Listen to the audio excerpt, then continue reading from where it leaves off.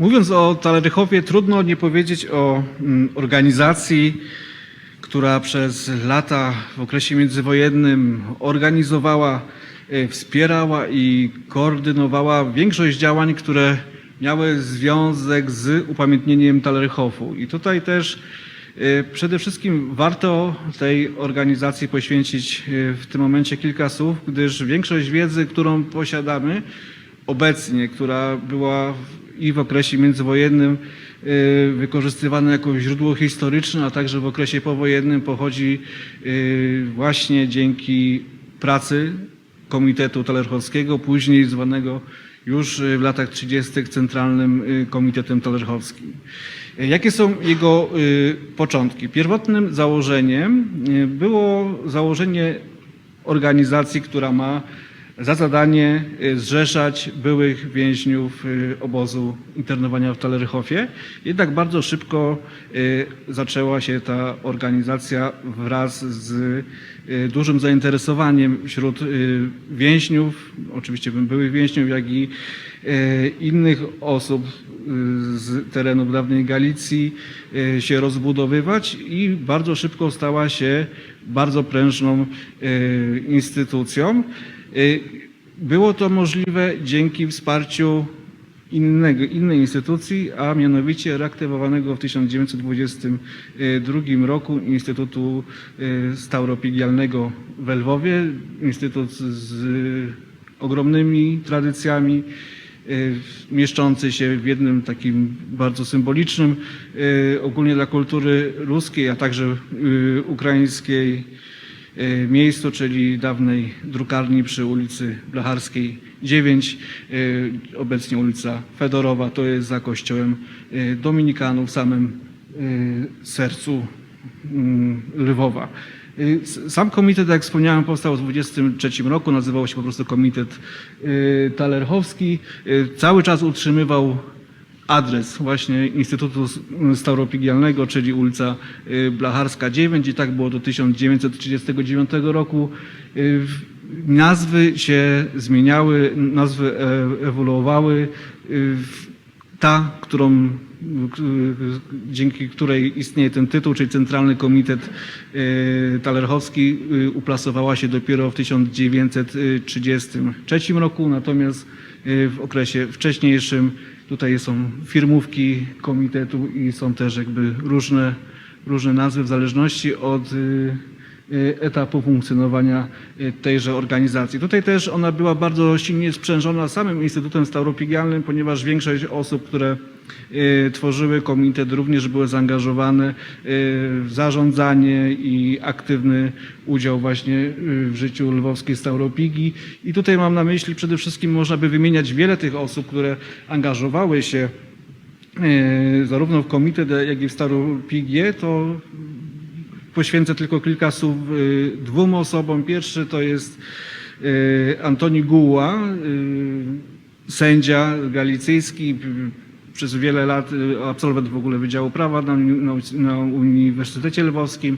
Tam karierę zaczynał sędziowską w Kosowie, następnie był sędzią powiatowym w Chodorowie i już po wojnie w 1926 roku został sędzią Sądu Okręgowego w Samborze, gdzie przez kilka lat do emerytury w 1930 roku pracował i on tutaj przez wiele lat pełnił funkcję zarówno prezesa, jak i Komitetu Talerychowskiego, jak i starostę lwowskiej Stauropigii. Drugim osobą, która silnie jest związana z działalnością także tych dwóch organizacji, to jest dr Wasyl Wawryk, przedwojenny student prawa, również na Wydziale Prawa Uniwersytetu Lwowskiego, następnie internowany w Talerychowie, już na prawo po zwolnieniu nie wrócił, wyjechał do Rosji, gdzie walczył po stronie białogwardzistów, później zbiegł do Czechosłowacji, gdzie w Pradze ukończył studia z zakresu filozofii i w latach 20. powrócił do Lwowa już jako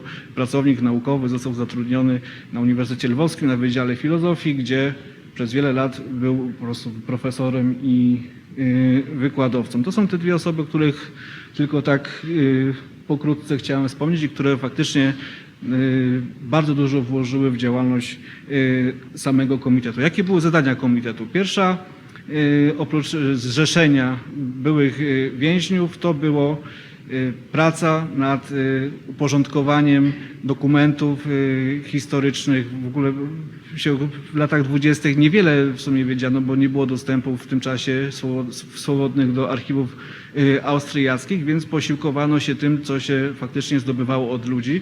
Więc przede wszystkim Komitet Tellerhowski zbierał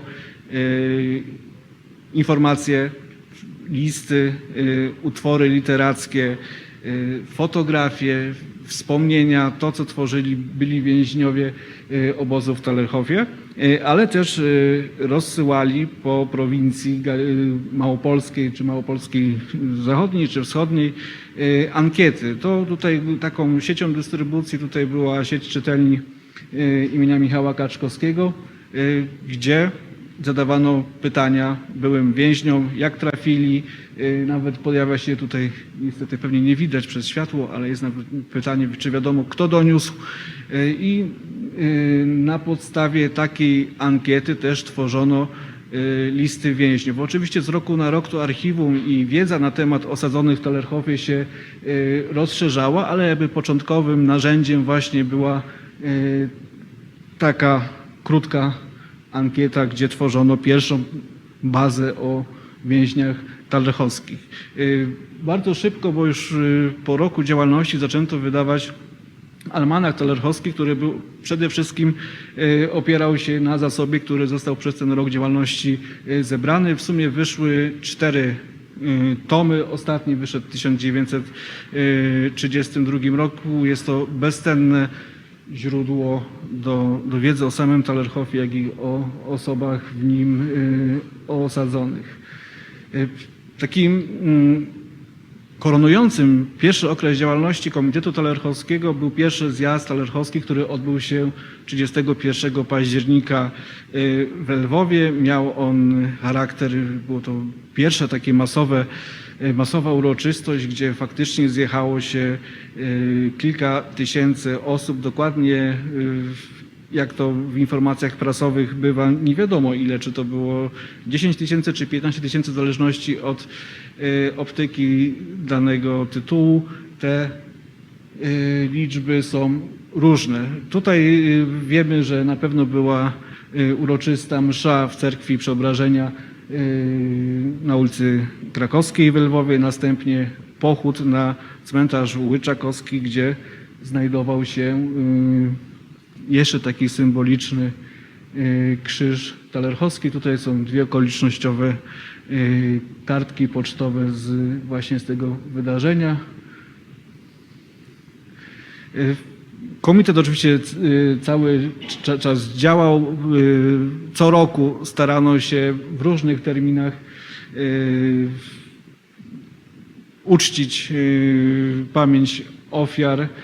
Najczęściej były to akademie, koncerty. W sumie z każdego roku zachowały się programy. Tutaj jest z 1 listopada 1932 roku program koncertu wieczoru pamięci ofiar Tallerhofu. I też w 1933 pojawiła się koncepcja budowy pomnika, symbolicznej mogiły ofiar osadzonych, którzy zmarli w obozie. I tutaj też jest taka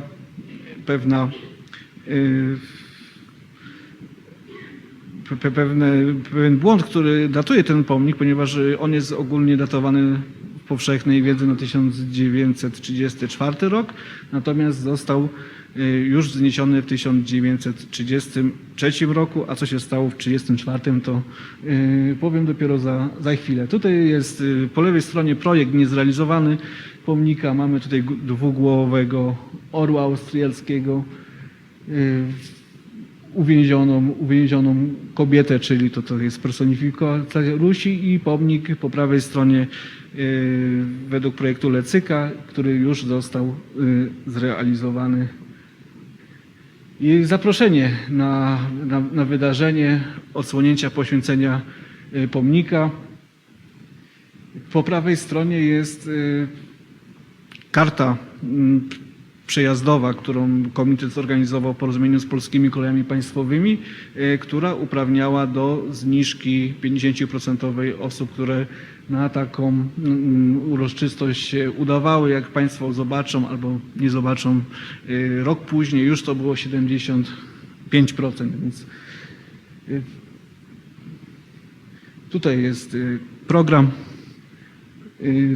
całej uroczystości, która się odbyła jakby w Wigilię poświęcenia pomnika, czyli 31 października 1933 roku i zdjęcie z okresu właśnie, kiedy pomnik został poświęcony. Już faktycznie istniejący wykonał go zakład kamieniarski, zresztą świetnego lwowskiego kamieniarza Ludwika Tyrowicza, ormiańskiego pochodzenia. On już sam tego nie mógł zrobić, bo od 3 lat nie żył, natomiast pomnik został wykonany z czarnego i białego marmuru, który tutaj został wprawiony właśnie z białego marmuru krzyż. On zachował się, jak Państwo zobaczą dalej, w niezmienionej formie. Takie centralne uroczystości zaplanowano rok później. To jest 31 maja 1934 roku. Na ten dzień przypadało też Boże Ciało, więc miasto było jakby w uroczystym nastroju. Po prawej stronie jest karta znowu już przejazdowa. Na ten już drugi zjazd talerchowski, na te centralne obchody już na przykład zorganizowano specjalny pociąg z Łemkowszczyzny. Nie udało mi się ustalić jego relacji, no ale to jest jakby wszystko jeszcze do ustalenia. Na pewno taki pociąg do Lwowa przyjechał i z gośćmi z Łemkowszczyzny z Lwowa powrócił. I tutaj zaproszenia poszły na pewno wcześniej, ponieważ tam nastąpiła bardzo duża korekta, jeżeli chodzi o plan całej uroczystości. Proszę zwrócić uwagę, że tutaj na Akademii koncert, które odbędą się w Teatrze Rozmaitości przy ulicy Rutkowskiego w Lwowie. One się tam nie odbyły, odbyły się w innym miejscu, ale o tym powiem też za chwilę. I tutaj cały program tych centralnych uroczystości z 31 maja 1934 roku.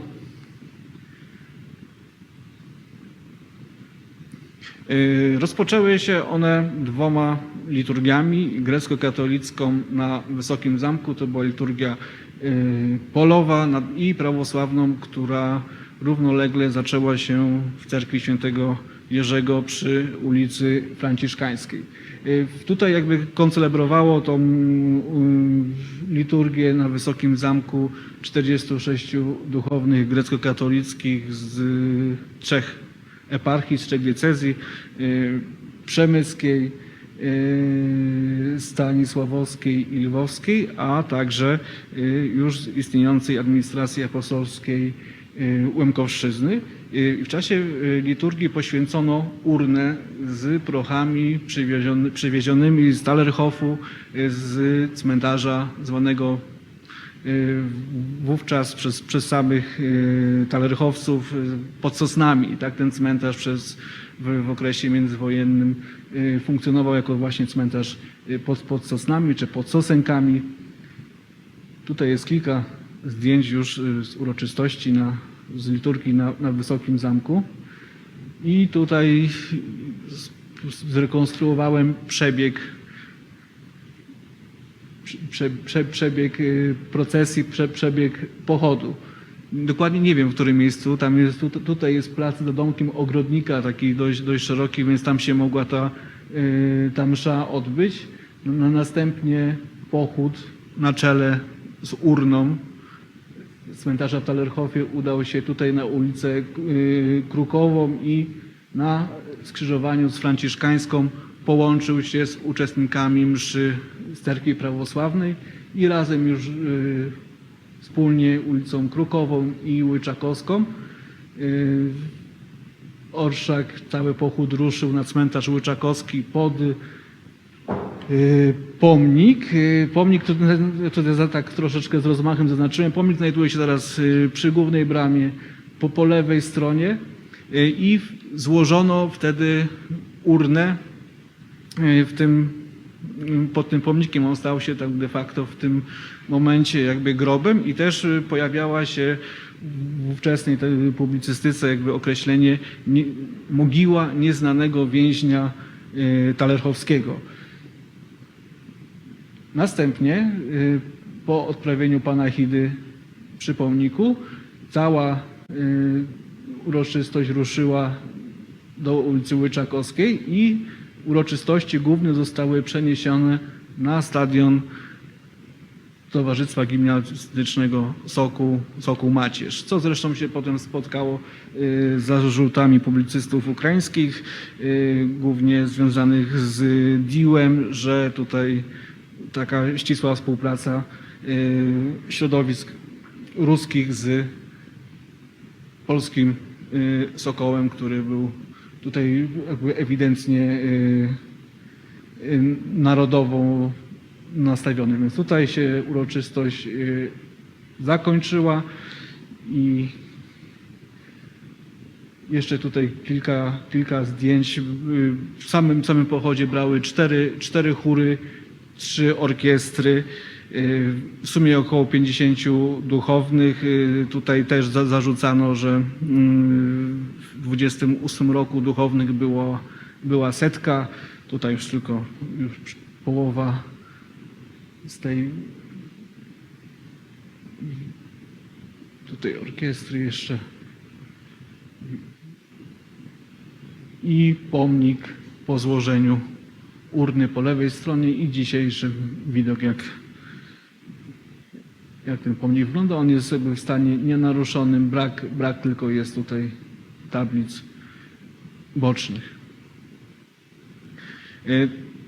Po uroczystościach w 1934 roku została podniesiona sprawa cmentarza pod Sosnami w Talerchofie i jego dalszymi dziejami. Było wiadomo, że on prędzej czy później zostanie zlikwidowany. Władze austriackie chciały ten obszar wyczyścić.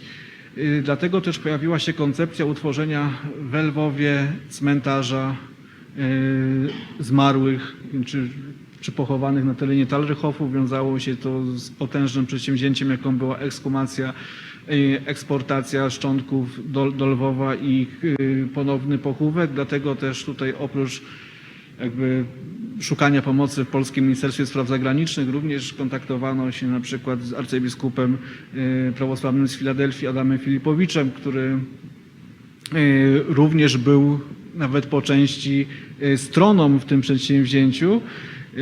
No jak wiemy, do realizacji tego przedsięwzięcia nie doszło, a szczątki zostały złożone w istniejącej do dzisiaj kaplicy. Sam cmentarz został zlikwidowany i tutaj taka korespondencja do tego, co mówił dr Adam Szczupak. Tutaj ostatni pogrzeb ostatniej ofiary Talerchofu, czyli księdza Olimpa Polańskiego z Jurowiec.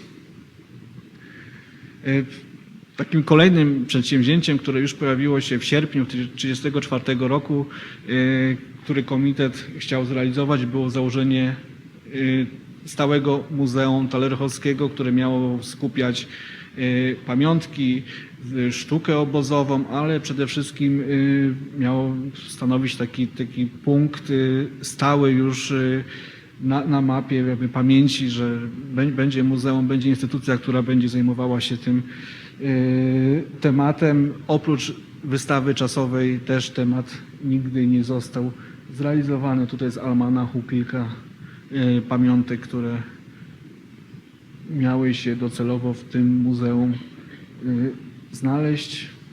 Tutaj talerchowska wystawka. Oczywiście komitet jako pełniący funkcję Komitetu Centralnego miał też ogromny wpływ na to, co działo się na prowincji. Koordynował większość działań mających upamiętniać wydarzenia związane z obchodami, różnymi obchodami talerchowskimi. Przede wszystkim prowadził korespondencję, starał się zakładać powiatowe komitety. Nie wszędzie to się udało. Takich komitetów w sumie w okresie międzywojennym pozalewowym już o randze powiatowej powstały tylko 4, ale cały czas był w współpracy i w różnych okresach wspierał działania na prowincji. Tutaj przykładowy krzyż talerchowski z Bartnego z 1933 roku. Tu najstarszy po lewej stronie krzyż, który mi się udało ustalić, jest to krzyż z Halicza z 1929 roku. Po lewej stronie jest krzyż z Poździacza na północ od Przemyśla położonego, poświęcony ofiarom Talerchofu. Po prawej stronie projekt mogiły symbolicznej krzyża 44 ofiar z terenu powiatów przemyskiego i dobromilskiego. Nie został zrealizowany i to było w porozumieniu z Komitetem Powiatowym Talerchowskim w Przemyślu.